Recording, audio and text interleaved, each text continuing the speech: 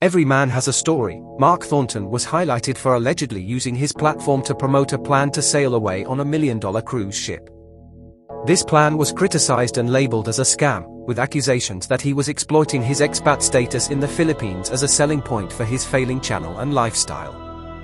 It was a publicity stunt that involved other big-time YouTubers such as Justin from Critter Hunter, Paul McGill from Old Dog New Tricks, John Smulo, the Californian expat, and many more.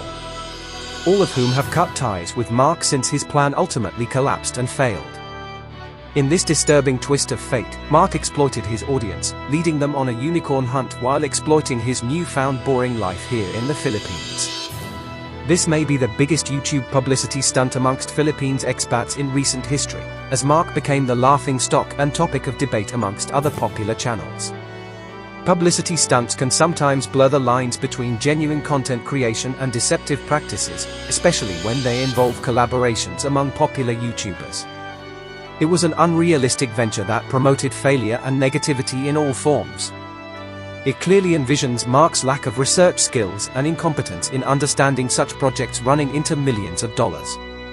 The technical aspects of such projects expand beyond the camera and sweet words that speak of milk and honey. Mark is a champion at failing, as he has stated over and over again. He even failed with the rope. Failure is a necessary part of success and allows for reflection, growth, and learning opportunities, but Mark just threw his grand plans out the window like everything else in his life, with no regard for his viewers and other personalities that he had dragged along on this fairy tale adventure. Such is the foreign exploitation of Southeast Asia, the Philippines, and what it has to offer. Branding it as a cheap paradise as if it has no morals, heritage, and cultural values of its own, which are its most treasured assets. This is a call to acknowledge and preserve the treasured values and heritage of these nations amongst influencers amidst the global interactions of the 21st century, as the bridge between the outside world and Southeast Asia continues to create relationships at all levels, whether it be business or personal. If you want to feel better about your health, and you want to feel like a really in-shape, healthy person, even if you're not, go on a cruise. So now I stay home sometimes and drink and watch Shark Week. So, am I an alcoholic or am I just a really good citizen who loves America? There, hi Mark. Mario, how is your cruise ship coming along these days? It's not coming along well at all. I mean, the problem is that people say they're going to do certain things for you, and then they back out at the last minute, they change their mind, or they don't have what they said they were going to do. I mean, this ship that we're trying to buy, the Astoria, it's $150 million cruise ship. At least that's what they spent on it back in 1994.